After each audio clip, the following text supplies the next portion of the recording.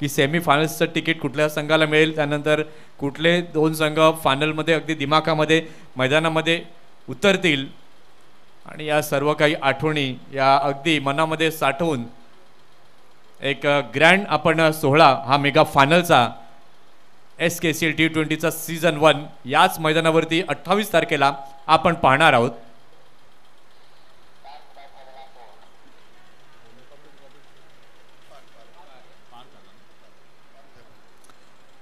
पार्थ घरात आलेला आहे गोलंदाजी मार्गवरती. 3 षटकं त्यांना आपल्या स्पेलमधली हाताळलेत. 18 धावा दिल्यात. सफलता काही त्याला मिळाली नाहीये. आपल्या स्पेलमधील आता शेवटची आणि अंतिम हे षटक हाताळण्याकरिता पार्थ आलाय. ते मात्र फटका तर अगदी चांगला आहे. इनफिल्डच्या वरनं चेंडू जातोय. डीप पॉइंटच्या दिशेला चेंडू गेलाय आणि चेंडू जातोय सीमारेषा पलीकडे. चौकार 4.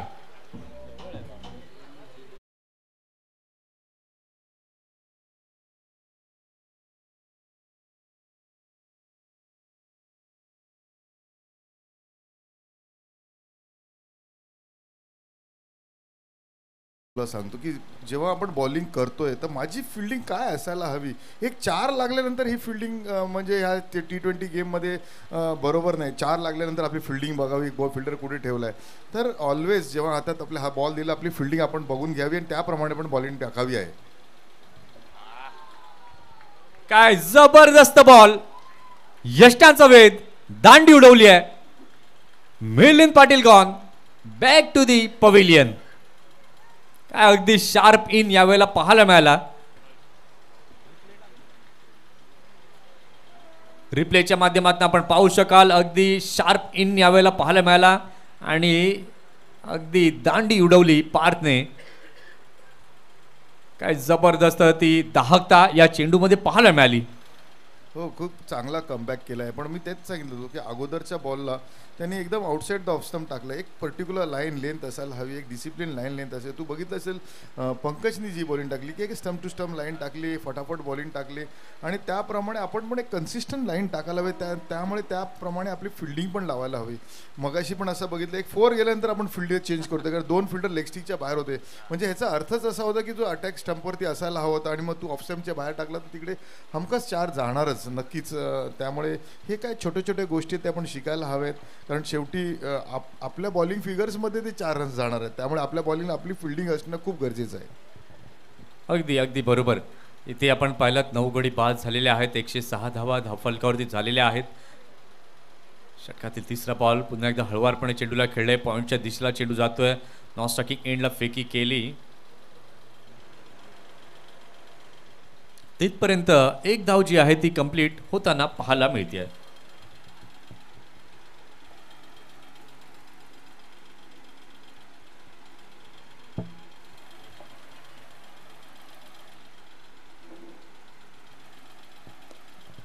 पुन्हा एकदा चांगला बॉल पुढे आले. फॉरवर्डला येऊन चेंडूला खेळलं. त्यानंतर हा लेझिनेस मात्र इथे टाळायला हवा कारण की एकूण 1 धावा या खूप महत्त्वाच्या असतात आणि जेव्हा सामन्याचा रिझल्टची वेळ येते तेव्हा या 1 आणि 2 धावा कुठेतरी महागात ठरू शकतात. यानंतरची लढत आपण पाहणार आहोत. एका बाजूला असणार आहेत सिम्बा सिक्सर्स आणि त्यांच्या विपक्षमध्ये स्वराज्य 11 अशी नेक्स्ट मॅच यानंतरची आपण पाहणार आहोत. पुन्हा एकदा चांगला बॉल. लो फुल टॉस यावेळेला टाकला होता. त्याला मात्र खेळून काढले. 1 धाव पुन्हा एकदा होते पूर्ण.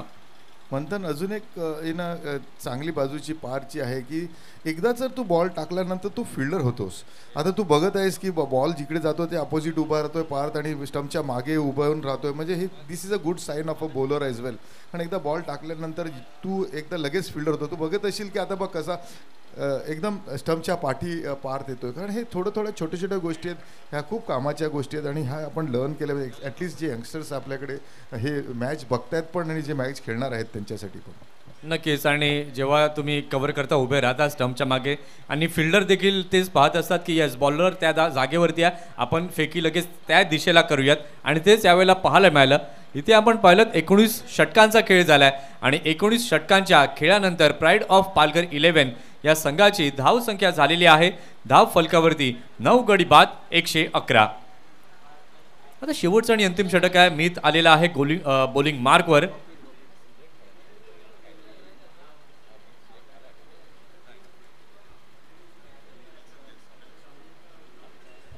एकरी 111 म्हणजे नेल्सन हा स्कोअर झाला आहे. शक्यतो ह्या स्कोअरला थोडंसं एक डेंजरस स्कोअर असं म्हटलं जाते. तर आता पाहूया ह्याच्यामुळे आता ह्या नेक्स्ट ओव्हरवर मीत काय करतो त्यासाठी.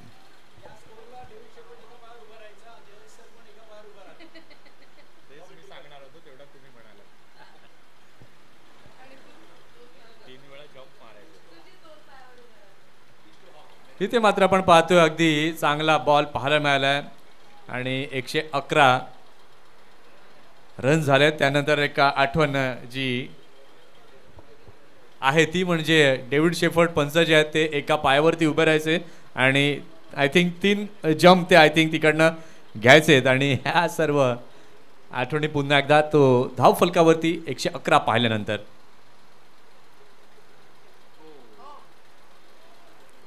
पुन्हा एकदा चांगला बॉल.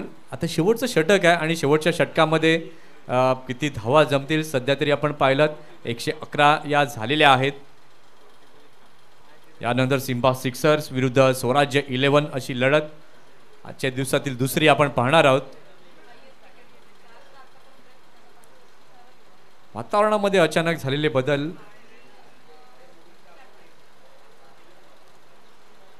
येथे मात्र अगदी चांगला ball on to the pad, impact on the middle stump आणि LBW.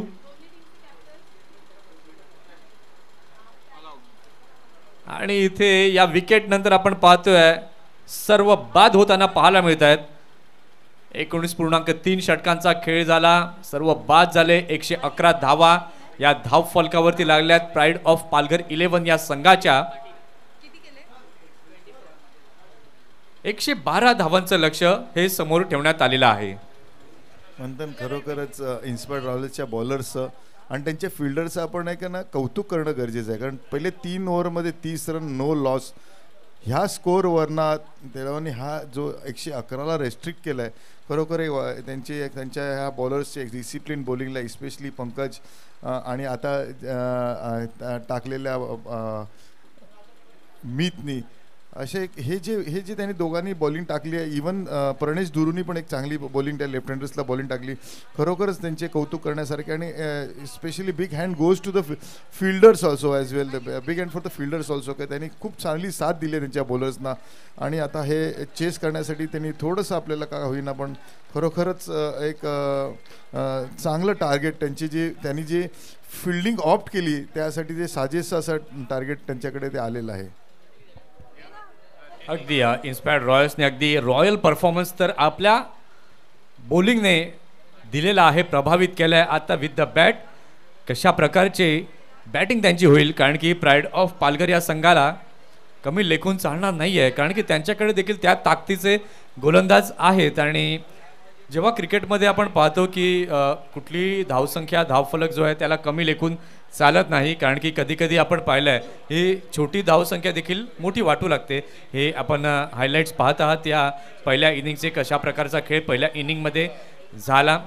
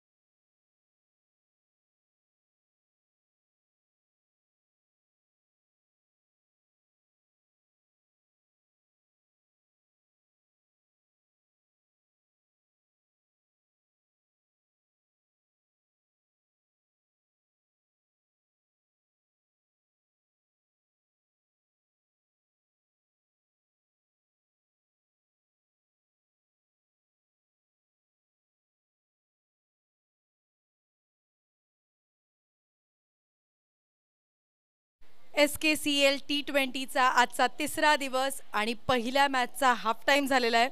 Inspired Royals versus pride of Palghar